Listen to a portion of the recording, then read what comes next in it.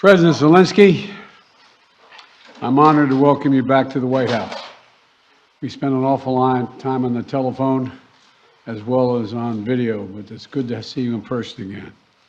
And we've been in close and frequent communication throughout this conflict from the very beginning, but it's particularly meaningful to talk with one another in person, look each other in the eye, because leadership through this terrible crisis has inspired the Ukrainian people, as you have done, Mr. President, and the American people and the entire world. This visit to Washington, your first trip outside Ukraine since February, comes as President Putin is escalating his attacks, his brutal attacks, targeting critical infrastructure to make life as hard as possible for not only innocent Ukrainians, but children and young children, and everything from orphanages to schools. It's just outrageous what he's doing. And as we've heard, as we head into the new year, it's important for the American people and for the world to hear directly from you, Mr. President, about Ukraine's fight and the need to continue to stand together through 2023. This visit also falls on the 300-day mark of Russia's brutal invasion of Ukraine. 300 days since Putin launched an unprovoked, unjustified, all-out assault on the free people of Ukraine. 300 days of Ukrainian people showing Russia and the world their steel backbone, their love of country, and their unbreakable determination, and I emphasize unbreakable determination, to choose their own path. To Ukrainian people, I say to them all, you have demonstrated, you have shown your strong stand against aggression in the face of the imperial appetites of autocrats who wrongfully believed they might be able to make might right, and they're not able to do it. Thus far, they've stood alone, and but you haven't stood alone. You have had significant help. We've never stand alone. You will never stand alone. When Ukraine's freedom was threatened, the American people, like generations of Americans before us, did not hesitate. The support from all across this country, Americans of every walk of life, Democrats and Republicans alike, had the resources and to rebound and resounding united way to provide unequivocal and unbending support for Ukraine. Because we understand in our bones that Ukraine's fight is part of something much bigger. The American people know that if we stand by in the face of such blatant attacks on liberty and democracy and the core principles of sovereignty and territorial integrity, the world would surely face worse consequences. And as I said, when Putin rolled his tanks into Ukraine in February, American people are prepared to have us stand up to bullies, stand up for freedom. That's who we are as Americans, and that's exactly what we've done. Even before the invasion began and Putin threatened Ukraine by building up his forces, we helped make sure Ukraine would be prepared to defend itself, even before they crossed into Ukraine. We provided a steady stream of defensive weapons, including air defense systems and artillery, ammunition, and so much more. And we've not done it alone. From the very beginning, the United States rallied allies and partners from around the world to stand strong with Ukraine and impose unprecedented, and I emphasize unprecedented, sanctions and export controls on Russia, making it harder for the Kremlin to wage this brutal war. More than 50 nations have committed nearly 2,000 tanks and other armored vehicles, more than 800 artillery systems, more than 2 million rounds of artillery ammunition, and more than 50 advanced multiple rocket launching systems, anti-ship and air defense systems, all to strengthen Ukraine. Together, we provided billions of dollars in direct budgetary support to make sure the Ukrainian government can keep providing basic fundamental services to the Iranian people, like healthcare, education, and emergency personnel. This includes another $2 billion that in direct budget support from the American people that the World Bank distributed earlier this week. We provided humanitarian assistance to help the millions of Ukrainians who have been forced to flee their homes because of Putin's inhumane, brutal war. Communities across Europe have opened their hearts and their homes to help Ukrainians in need. The United States has been proud to welcome more than 221,000 Ukrainians seeking refuge since March of 2022, including as part of Uniting for Ukraine, as part of our Uniting for Ukraine program. And today, USAID is committing more than $374 million in urgently needed humanitarian assistance for Ukraine. This will help provide food and cash assistance for more than 1.5 million Ukrainian people, as well as access to health care, safe drinking water, and help stay warm in the winter for more than 2.5 million Ukrainians. The United States and our allies and partners around the world have delivered a broad range of assistance at historic speed and has been critical to bolstering Ukraine's success thus far. Ukraine has won the Battle of Kyiv, has won the Battle of Kherson, has won the Battle of Kharkiv. Ukraine has defied Russia's expectations at every single turn. And President Zelensky, you have made it clear that he is open to pursuing, well, let me put it this way. He's not open, but you're open to pursuing peace. You're open to pursuing a just peace.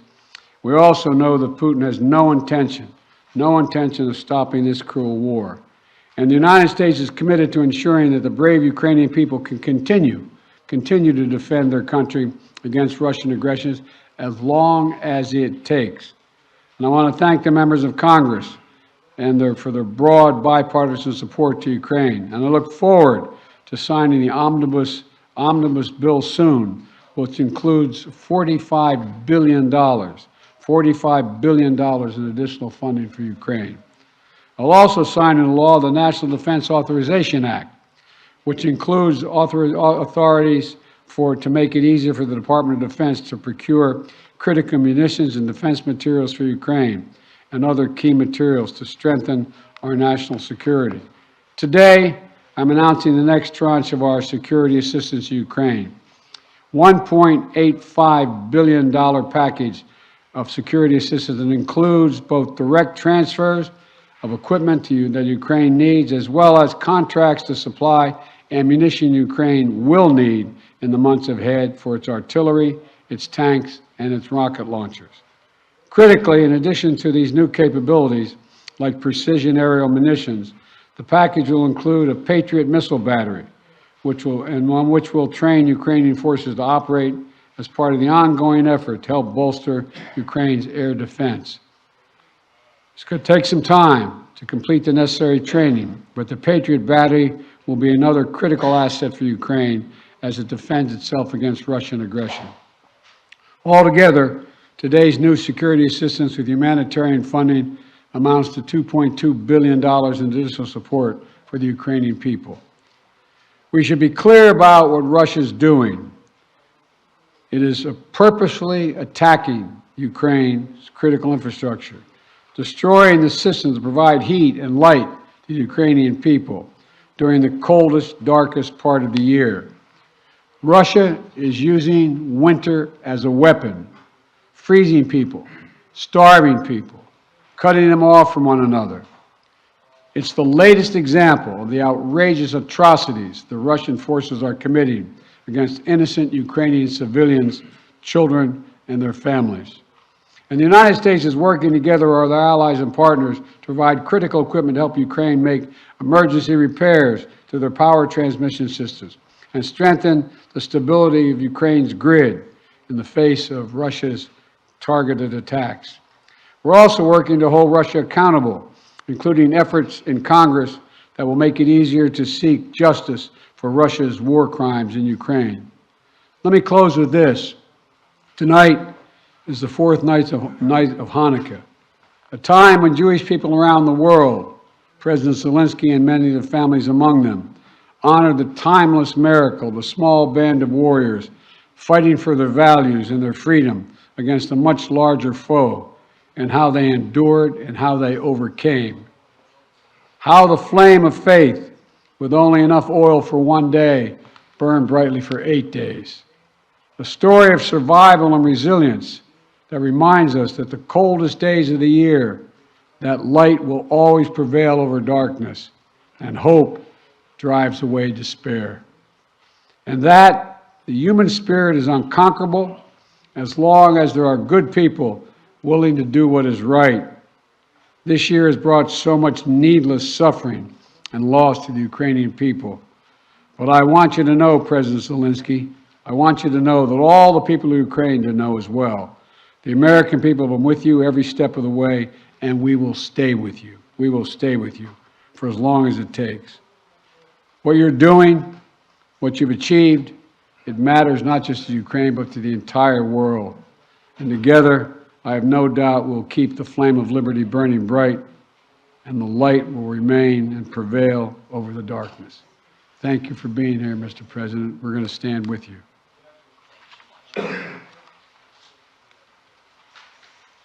Thank you. Шановний пане президент. Dear Mr. President, please put on the equipment. Once again, Mr. President, President Biden, audience, journalists, ladies and gentlemen, I came here to the United States to forward the word of thanks to the people of America, people who do so much for Ukraine. I am thankful for all of this. This visit to the United States became really a historic one for our relations with the United States and the American leadership.